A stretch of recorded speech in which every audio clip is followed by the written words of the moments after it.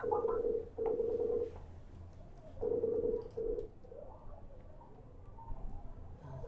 Hello. Hi, good morning or good afternoon. Hi. Hi. So we have. Oh, are you? She can see you, right? Oh yeah. Okay. Yeah. Say hi. Hi. Good morning. I'm Melvina Kurashige. Thanks a lot for taking time out of your busy college schedule and speaking with the two students that I have in my service learning group. And yes, so they'll introduce themselves. They'll probably ask some questions. But I just want to make sure because Fran and all the other teachers that we've been working and collaborating with you, they're not able to make this chat today. So they asked if we could record it. Is it okay with you?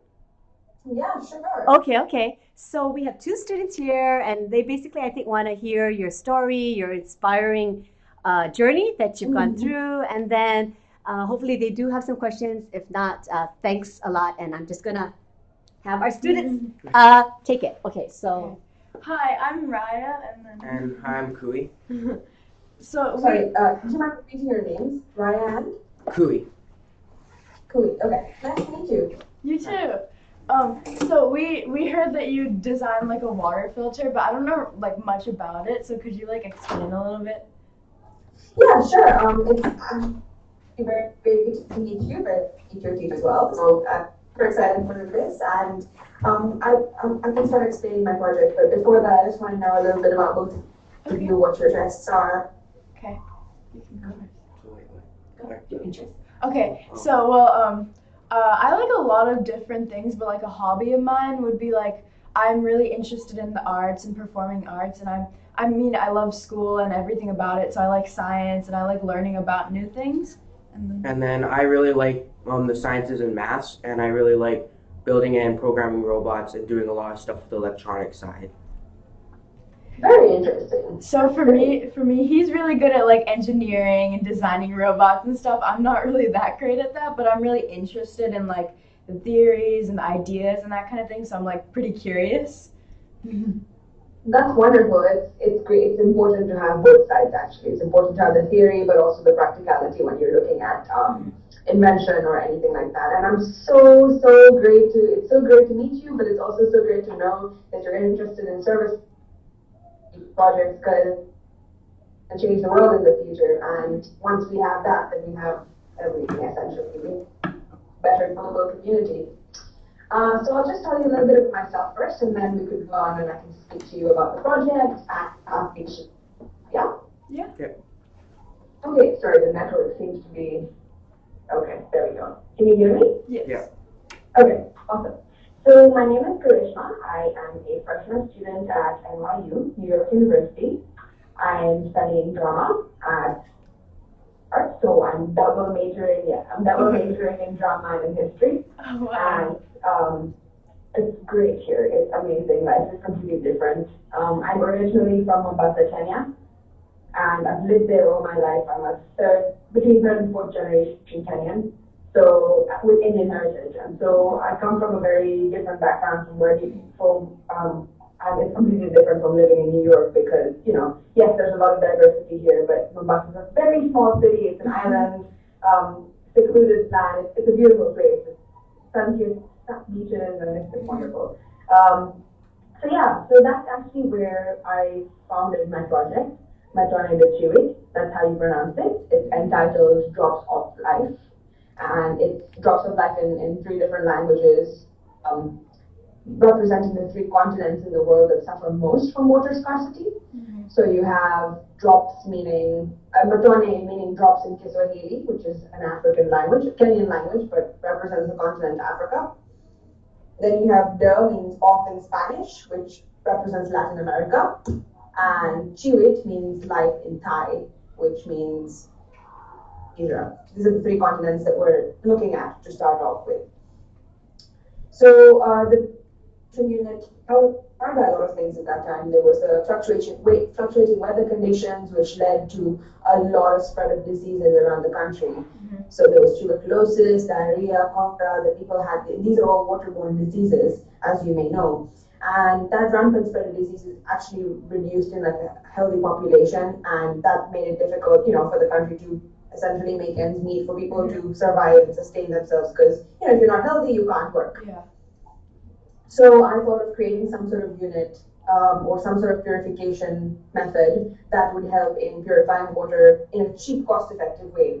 Because I think that element is so important when it comes to looking at developing countries, because not everybody has enough of a salary or enough is earning wages for that matter to be able to buy a unit or to buy something that would help purify. Because there's so many solutions out there.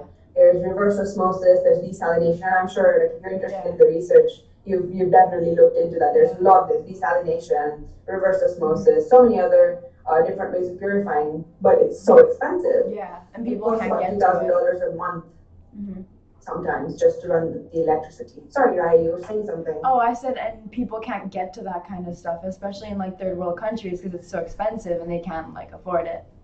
Absolutely, yeah. In developing countries, it's very, very difficult to get access to those.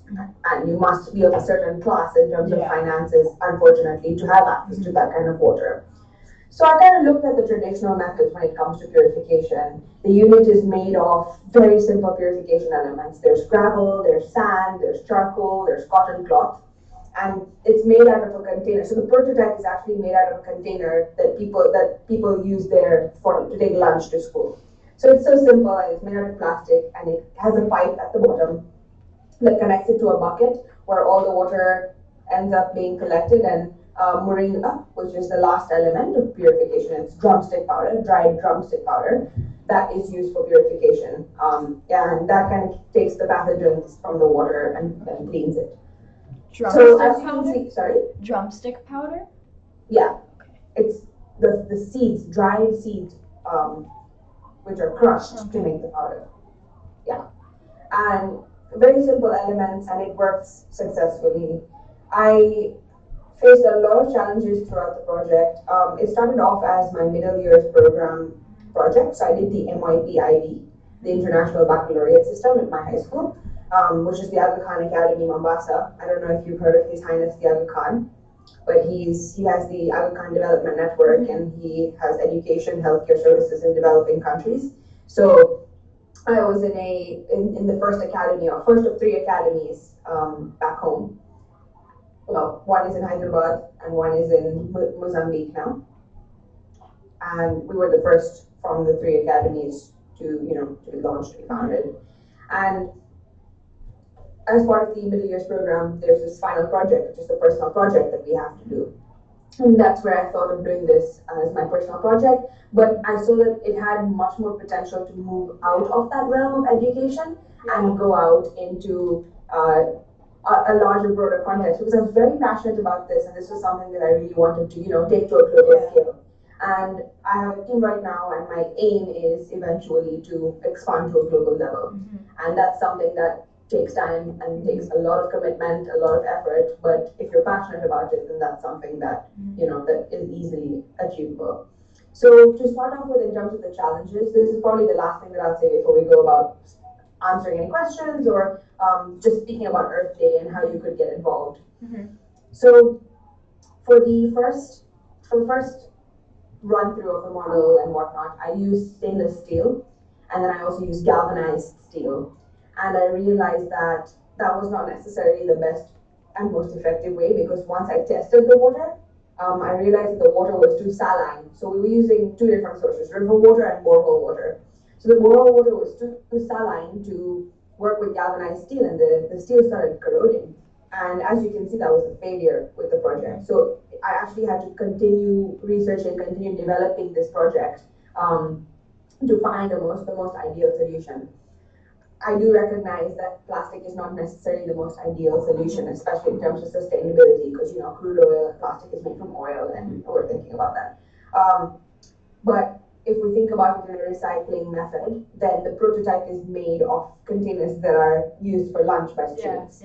And so what essentially could be done in developing countries, or places, well, everywhere essentially, because plastic is available everywhere, is any recycled plastic could be used and modified to make this unit. And so it becomes a very effective hands-on way for individuals to work on that. Or if they choose to stay with the prototype, then they can use the prototype for purification. But both methods essentially work.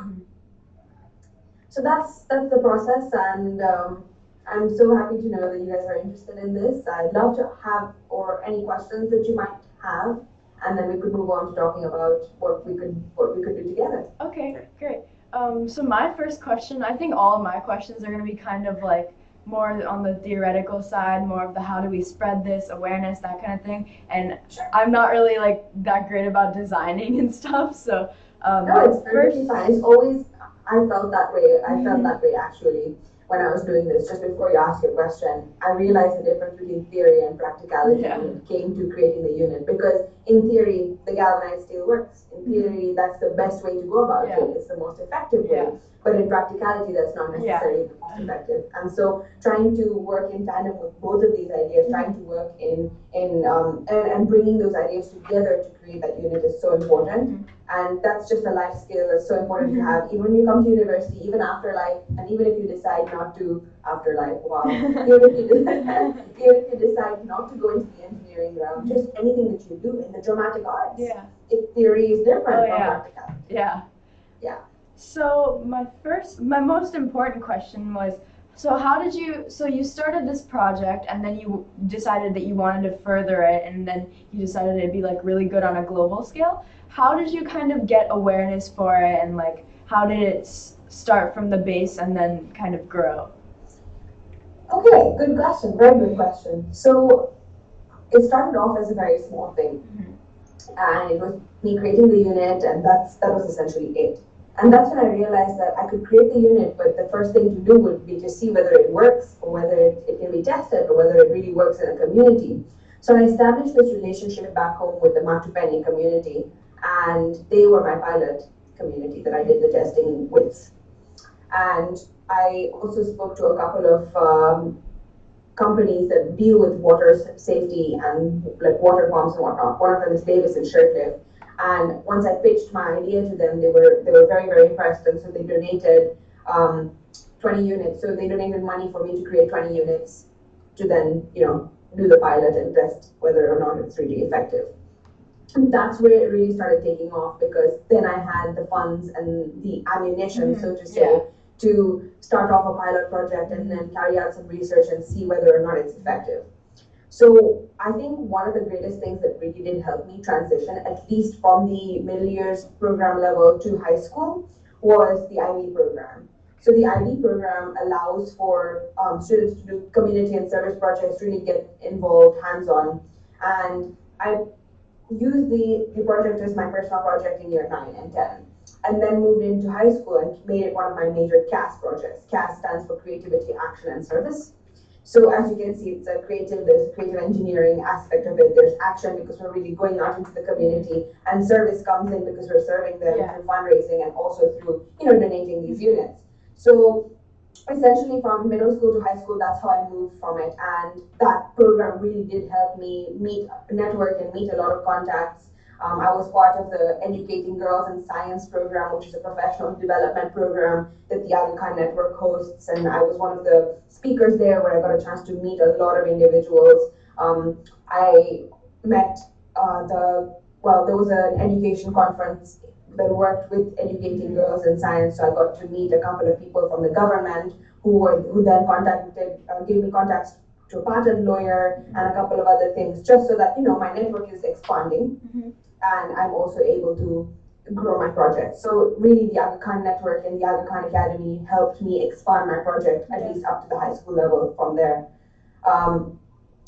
From that stage I realized, and then I came to university and I thought that this is something that I definitely want to continue. And I did a lot of research about different projects, different opportunities here at NYU, and found the Changemaker Challenge team, the Reynolds Social Entrepreneurship program here at NYU. So they host a couple of different competitions every month that really allow entrepreneurs like myself, other social entrepreneurs, to kind of get engaged, to have these networking sessions, to have these opportunities to develop their ideas.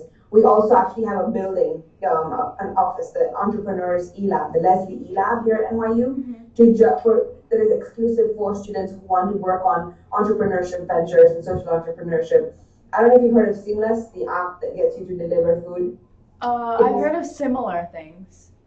Seamless is one of them, which is widely used in New York especially. It was created by an NYU alum at that E-Lab. And so it really is a place, like some of the classes are just filled with whiteboards where you can brainstorm, meet your team members, and work that way. So I was involved in the Changemaker Challenge in the fall, where I won a seed grant to expand my project, and now I'm part of the distribution prize this semester. The results are coming out in a couple of weeks, so not yet sure about what's going to happen there. But essentially, that's how I've grown. The stage at which I'm at right now is that we are looking at expanding some sort of funding, trying to look for more wider crowdfunding around the world generally, because the intention is to move from Mombasa to Kenya and then eventually make it a global project. And I also am looking at marketing. So yes, there's a lot of awareness that has been raised in Mombasa about it. There's a lot of people that know about it in Mombasa because it's a small town, a small city. But the intention is to make it globally known, in that people, students like yourself, people around the world who are interested in helping in whatever way they can, will be able to access or reach out to us and say, hey, this is how I'd like to help, or hey, I want to have a fundraising event just for this, or hey, I want to help out with marketing, or I want to help with your website, or create your, flyers, that kind of stuff. So yeah, that's the intention. Wow, thank you. Okay, so then a question that I have is that, so you're looking at more like small scale filters for like each household, but have you looked at like a bigger filter for like the towns or the cities? That's a very good question, and of course, practical minded. That's the first thing that would come into your mind. That's wonderful. It's a really, really good question. Yes, we are looking into finding units that would accommodate larger villages, larger communities. There are, as you are aware, challenges associated with that. One of them being the maintenance and also the effectiveness, because sometimes smaller is better. So we are looking into that, and that's possibly something that we would need help with in terms of research and development as well, because yes, we have a prototype, yes, we have a way to expand it, but there are a lot of, as you know, practical things that may not necessarily work in theory. And so looking for help in that realm as well is something that we're starting off venturing into. Okay, thank you. One of the things that we're thinking about doing is experimenting with clay, seeing whether clay works as a better model instead of plastic, because clay is much more sustainable, slightly more expensive than plastic, but trying to make sure that we're in the budget, but still be able to make larger units that can serve a population of about 500 people in the village, as opposed to 5. Thinking about an entire city would be very difficult, I think, something that personally I don't see as effective, but there's nothing wrong in trying to do some research and seeing whether or not it would be effective. Definitely. So I wanted to know, since you've been helping people and students like spread the like awareness about this, and like I'm an art student, so I'd love to like maybe make posters, do all that kind of small stuff just to further this, and maybe like if you have a website that's dedicated to this or anything that I could like help with, I'd love to. That's great. That's great to know. Thank you so much for offering your assistance, and that's actually something that we're looking at. So, I've been speaking to Farhan about this, and we're looking at different marketing ventures. So depending on what you're interested in, we don't have a stable website yet. As I said, we're a very nascent organization. We've just started off. There's a lot of things. We have the pilot community. We have a lot of stuff that's going on hands-on. But when it comes to marketing, we're falling short, to be perfectly honest. And so thinking about the creation of a website or some sort of promotional video, or doing posters or a flyer, a sample flyer, which can then be handed out in your respective communities, is something that I would definitely approve of. I think that's something great, and I'd love that. I would really appreciate your help on that. I'd love to make any kind of like flyers or like a promotional video just talking about this, explaining it to like kids in my grade. I'd love to do that. And oh yeah. Okay, so we actually, I totally forgot. We actually, our grade, we did a service project on different things. Like there were different categories that everybody could choose from, like nature, animals, social services, and then we chose water, and we're actually in the same group together.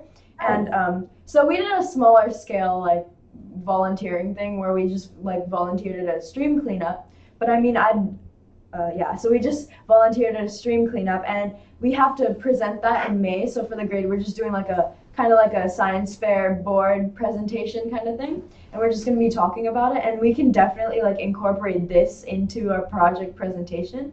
So I think that would be a great idea. Yeah, if there's any way that sorry? Oh, no, I'm just saying how a lot of the projects that the students are participating in are within our local community, which is great because we're just having them be aware and, of the different, I guess, service community groups and organizations and what they can do to make a difference. But I think these two students have that global mind.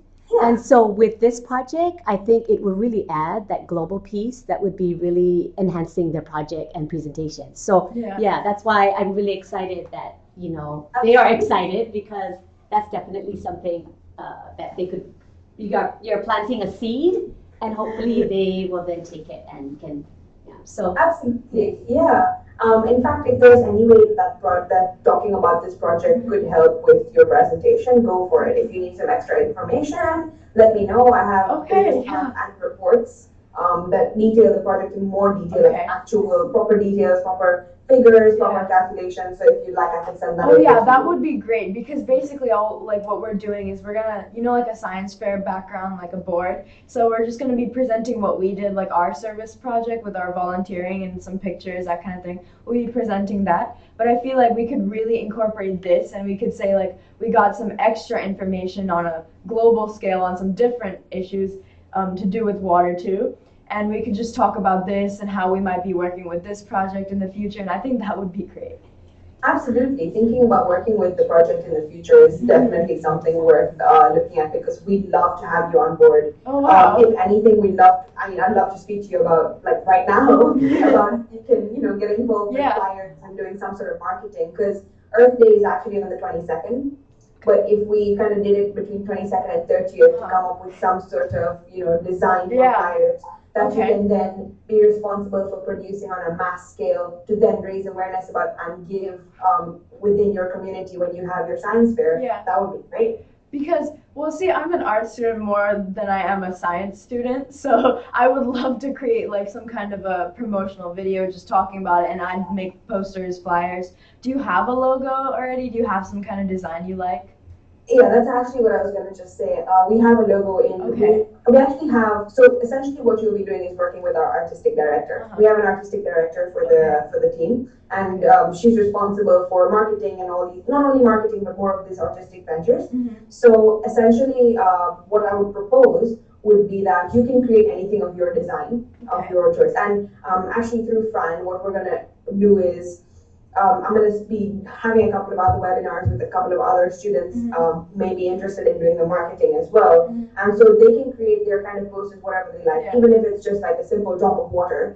And then we're going to send out a logo to everybody who's part of this project. And in some way or another, whatever promotional material it is, if the logo appears somewhere, then we know that there's some sort of universality. So essentially, you're already involved in a global project because we have people in Spain, we have people in Canada, we have people in the US doing different promotional materials with the same logo on it. And then, of course, what we would want is having some sort of social media backup on that. Oh yeah, wow. I'd be fine with that too. So having that social media where if you're talking about your science fair, then say, oh, we did this stream cleanup. Send me a couple of pictures that I can then Instagram on our page. And then after that, say, okay, this is how we followed through. We're doing this science fair presentation. And in the science fair presentation, we're talking about how we intend to go global. And that's through Matone de Chiwit. Instagram photos of your science fair board, Instagram or Snapchat, more Instagram photos of you preparing that board, you preparing the promotional materials, you preparing those flyers, and we can keep hashtagging and retweeting so that all our followers can then see how this is a global project. So yeah, if you're welcome, if you want to do flyers. Yeah, sure, I'd love to. Go for it. So what I was thinking about is like a lot of these other donation companies that are working for like this kind of stuff always have like a kind of pledge type thing where you give money and then you like get a T-shirt or something like that. Have you guys thought about like doing a promotional thing like that, or like making these systems in like a smaller form that you can use in like give to stores and have them sell it, and then all the donations and proceeds go to making more of these and giving them out to different villages? That's a great idea, and that's definitely something we intend to implement sometime in the future. I just think that, and I really wish that money wasn't a hurdle, but that's just a reality when it comes to projects like this, especially because, there's this donor exhaustion. There are so many donors donating things all the time, so it gets very difficult to fundraise for it. So our intention is to get some sort of adequate funding base, which we can then ensure that happens every year. Because I'm the kind of person who doesn't like to start something, do it 1 year, and then not be able to continue or follow through with it, because that's just not, there doesn't show any integrity or any commitment to the task. So having some sort of consistent basis or some sort of consistent donor, some sort of consistent way to ensure that it happens every year, that a certain number of T-shirts are produced every year, given out every year, certain number of units through that are then made. So having that sense of continuity and flow is very important, but it's a great idea, and that's definitely something I would look into. Yeah. So Thank you. I wanted to make a comment about how I was just looking back at my notes to see if I missed anything, and Sure. I was remembering when you were talking about the filter itself and like how it's like really it's really sustainable. I just noticed because it's made out of plastic lunch boxes used in student lunches, that kind of thing. So have you only worked on like this one design? Do you have anything else in mind? Are you like thinking of other stuff? I'm very flexible with the design. As I said, the lunch container is a prototype. Yeah. And that's just something that we say, okay, this is what the unit looks like, or this is what you should model it by. Mm-hmm. If we go to a particular place, and the beauty of this project is that it's very locally conditioned. Mm-hmm. So it's based on the locally available elements. Mm-hmm. So if you go to a certain place and you find that you don't find those exact lunch boxes, for example, but you find something close to that, or you find oil containers, used recycled oil containers, then we could use those for the creation of units. Yeah. And at different scales, if you're interested in creating different sort of designs with different sort of different sort of plastic containers or even bottles, then why not? It all falls under creating some sort of unit. So an example that we're looking at is a more handy pack hikers kind of thing. When a hiker goes, he or she wouldn't be able to carry that entire unit to purify water. So making something in a water bottle, which you put water on the top and something comes out at the bottom, works, right? Creating something like that's the beauty of this project, is that it can be adapted to any sort of condition. And looking into further designs like that, yeah, we're totally up for it. I think Would that be working with our research and design advisor and director? Because they're looking into the research into different places, what our requirements are, and then saying, hey, draw these images. What do you think? I think when I as a student talk to the people in my community about this, or when I start to like maybe get people more aware of it, I think that's going to be very like a turning point for most people when they listen, because it's so sustainable and it sounds like, I mean, it's a very big project and it will affect the world in a very good way, but it's also really simple, and I feel like that's going to get you ahead too, because it's not like it's not all like metal contraptions. It's kind of like really adaptable to this community, and it's small, and I think that's what's going to help it grow too in a way. Thank you. Yeah, that's the beauty of this project. Also, another thing to keep in mind is that the water in different continents and in different countries is different. Yeah. So being able to adapt this project so that it works in many places is something that we are looking at when it comes to research. And when we expand, that's going to be the first thing we think about. Let's test the water, because the water that we've done, that we purified, has been tested by the Coast Water Services Board. So we would find a similar services board in, say, Hyderabad, and test the source water first and say, okay, what exactly are the elements that need purification from this, and will the unit work in achieving this? Yeah.